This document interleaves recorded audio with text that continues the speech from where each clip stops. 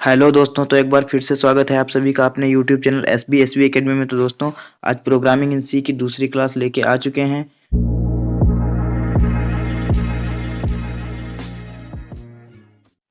तो इसमें सबसे पहले बात करेंगे असाइनमेंट ऑपरेटर की। असाइनमेंट हमारे ऑपरेटर क्या होते हैं। जो असाइनमेंट ऑपरेटर होता है, किसी भी प्रोग्राम में हमें विभिन्न प्रकार के आइडेंटिफायर्स को समय समय पर विभिन्न प्रकार के मान इनिशियलाइज या असाइन करने की आवश्यकता पड़ती है। जब भी हम कोई नया प्रोग्राम बनाते हैं तो उसमें हमें विभिन्न प्रकार के आइडेंटिफायर्स को समय समय पर विभिन्न प्रकार के मान इनिशियलाइज या असाइन करने की आवश्यकता पड़ती है। इस आवश्यकता को पूरा करने के लिए हमें जिस ऑपरेटर का प्रयोग करना होता है उसे असाइनमेंट ऑपरेटर कहते हैं। ठीक है दोस्तों, तो आगे बात करते हैं कंपाइलेशन की। कंपाइलिंग क्या होती है, हमारी हाई लेवल लैंग्वेज को मशीन लेवल लैंग्वेज में चेंज करती है।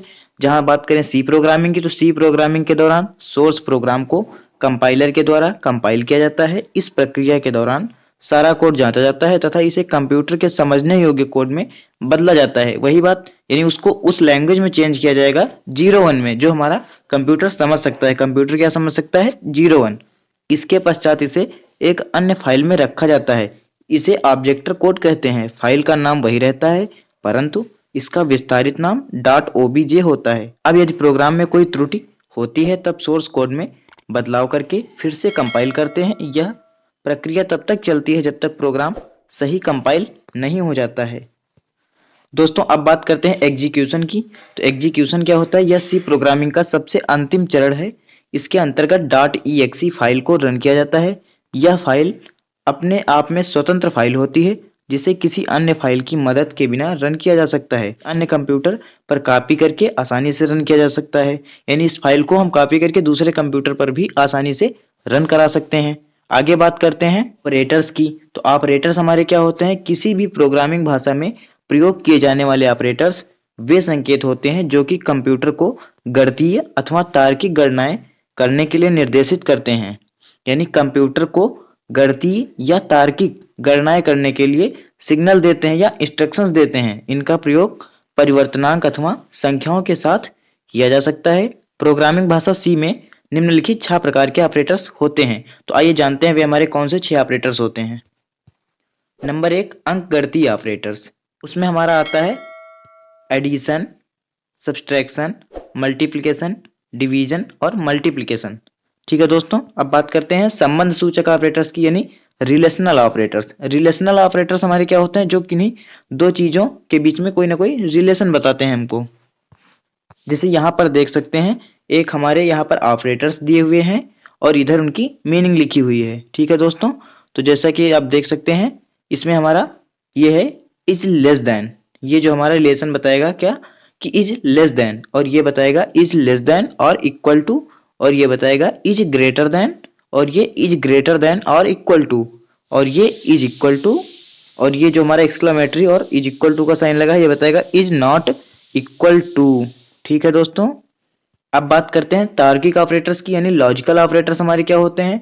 3 हमारे लॉजिकल ऑपरेटर्स होते हैं, यानी आप इसमें ये कह सकते हैं बेसिक गेट की तरह जो हमारे लॉजिक होते हैं। सबसे पहले जो होता है हमारा और के अर्थ में, और इसका यूज होता है हमारा अथवा के अर्थ में, और जो एक्सक्लेमेटरी का साइन बना है नहीं के अर्थ में। इसको आप एंड गेट की तरह समझ सकते हैं, और इसको समझ सकते हैं और गेट की तरह, और इसे समझ सकते हैं आप नॉट गेट की तरह। ठीक है दोस्तों, अब बात करेंगे असाइनमेंट ऑपरेटर्स की।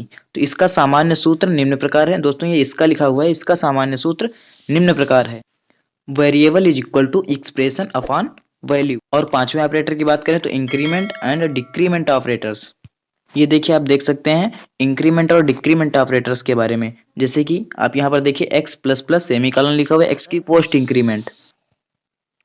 अगर प्लस प्लस पहले लिखा हुआ है और कुछ वैल्यू लिख के बाद में सेमीकोलन लगाया गया है तो उसका मतलब होता है प्री इंक्रीमेंट, यानी पहले से वह इंक्रीमेंट करना है। और उसके बाद जेड माइनस माइनस अगर लिखा हुआ है तो पोस्ट इंक्रीमेंट, और माइनस माइनस एक्स सेमीकोलन लिखा हुआ है तो प्री इंक्रीमेंट। ठीक है दोस्तों,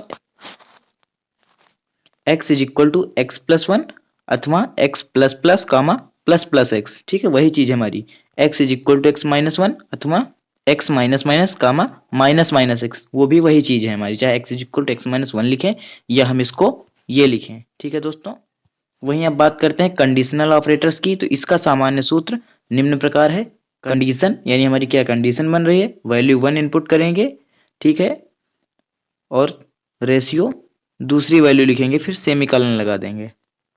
अब बात करते हैं सी डाटा टाइप्स, ठीक है। सी में मेनली अगर हम बात करें तो दो तरह के डाटा टाइप होते हैं, प्राइमरी डाटा टाइप और सेकेंडरी डाटा टाइप। लेकिन जो हम लोग यहाँ पढ़ने वाले हैं प्राइमरी डाटा टाइप, जो बेसिक हमारे डाटा टाइप, और जो सेकेंडरी डाटा टाइप है वो हम आने वाली क्लासेस में आगे पढ़ेंगे। तो सी में 4 प्रकार के डाटा टाइप्स होते हैं।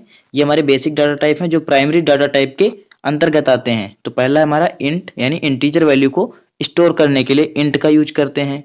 जो भी हम इंटीजर वैल्यू स्टोर कराते हैं उसके लिए हमको इंट का यूज करना पड़ेगा। जैसे मान लो 1 2 3 इनको स्टोर कराना है तो हमको इंट का यूज करना पड़ेगा। वहीं बात करते हैं अगर हम डाटा टाइप कैरेक्टर के बारे में, तो कैरेक्टर क्या करता है, सिंगल कैरेक्टर स्टोर करने के लिए होता है। जैसे कि ए बी सी इस तरह के हमको सिंगल कैरेक्टर अगर स्टोर कराने हैं तो उसके लिए हम कैरेक्टर डाटा टाइप का यूज करेंगे। अब बात करते हैं फ्लोट की। तो फ्लोट क्या होता है, फ्लोटिंग पॉइंट नंबर या रियल नंबर जिसमें डेसिमल पॉइंट भी होता है, उसके लिए हम फ्लोट का यूज करते हैं। जैसे 1.3 1.5 इस टाइप की वैल्यू को स्टोर कराने के लिए। उसी तरह होता है हमारा डबल। डबल क्या होता है, double precision floating point number store कराने के लिए डबल का यूज करते हैं। डबल हमारा क्या होता है, जैसे कि फ्लोट होता है वो हमारा 4 बाइट होता है और डबल हमारा 8 बाइट होता है, ठीक है दोस्तों, बाकी वही चीज है। अब बात करेंगे फॉर्मेटेड इनपुट आउटपुट फंक्शंस की। तो ऐसे बेसिक इनपुट एवं आउटपुट लाइब्रेरी फंक्शंस जिनसे एक से अधिक कैरेक्टर का फॉर्मेटेड इनपुट किया जा सकता है। यानी ऐसे हमारे बेसिक इनपुट या आउटपुट लाइब्रेरी फंक्शंस जिनसे एक से अधिक कैरेक्टर का फॉर्मेटेड इनपुट किया जा सकता है और एक से अधिक कैरेक्टर का ही फॉर्मेटेड आउटपुट प्राप्त किया जा सकता है। फॉर्मेटेड इनपुट एवं आउटपुट फंक्शंस कहलाते हैं। प्रमुख फॉर्मेटेड इनपुट एवं आउटपुट फंक्शंस प्रिंटफ और स्कैनफ हैं, यानी ठीक है दोस्तों अब बात करते हैं प्रिंटफ फंक्शंस की। तो प्रिंटफ फंक्शंस किसी संख्या कैरेक्टर अथवा कैरेक्टर्स के समूह अर्थात किसी वेरिएबल के मान को स्क्रीन पर प्रदर्शित करने के लिए प्रिंटफ फंक्शन का प्रयोग किया जाता है।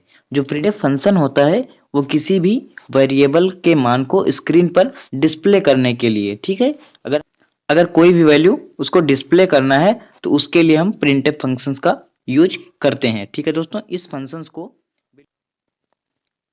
स्कैनफ फंक्शंस की भांति प्रयोग किया जाता है। स्कैनफ फंक्शन दोस्तों हम लोग आगे देखेंगे। निम्नलिखित सिंटैक्स के अनुरूप किया जाता है। प्रिंटफ कंट्रोल स्ट्रिंग वेरिएबल 1 कामा वेरिएबल 2, ठीक है दोस्तों। आइए अब देखते हैं scanf function. Function data input करने के लिए मुख्यतः स्कैनफ फंक्शन का प्रयोग किया जाता है। यह प्रोग्राम के एग्जीक्यूशन के समय डेटा इनपुट करने के लिए प्रयोग किया जाता है। डेटा हमारा इनपुट कराने के लिए यूज किया जाता है दोस्तों। इसमें जब तक आप डेटा इनपुट करके इंटर की को नहीं दबाते तब तक प्रोग्राम का कार्यान्वयन यानी एग्जीक्यूशन अगली लाइन पर नहीं जाता है। इस फंक्शंस का प्रयोग निम्नलिखित सिंटैक्स के अनुरूप किया जाता है। तो आइए देखते हैं वो हमारा सिंटैक्स क्या है। Scanf control string and variable 1 and variable 2 bracket 1 और सेमीकोलन। दोस्तों अब बात कर लेते हैं हेडर फाइल की। तो हेडर फाइल क्या होती है, हेडर फाइलों का विस्तारित नाम .h होता है। सामान्यतः प्रोग्राम लिखने के लिए निम्न 5 मुख्य हेडर फाइल प्रयोग में लाई जाती हैं। जो सी प्रोग्रामिंग में हम लोग बेसिक प्रोग्राम रन कराते हैं उसमें हमारी 5 ही मुख्य हेडर फाइल हैं जो यूज में लाई जाती हैं, और कई सारी हेडर फाइल होती हैं जैसे कि स्टूडियो एच, कोनियो एच, मैथ.h, स्ट्रिंग.h और h. तो हेडर फाइल हमारी क्या होती हैं, इनमें पहले से ही उस प्रोग्राम की मान लो एक लाइब्रेरी होती है। जैसे कि आपने गेट ch लिखा तो वो तभी रन करेगा जब आप उसको header file has include conio.h दे रखे होंगे, ठीक है दोस्तों। आपका पूरा वीडियो देखने के लिए बहुत बहुत धन्यवाद। तो मिलते हैं किसी नए वीडियो में नए टॉपिक के साथ। अगर आपको हमारी वीडियो पसंद आई हो तो लाइक करना ना भूलें।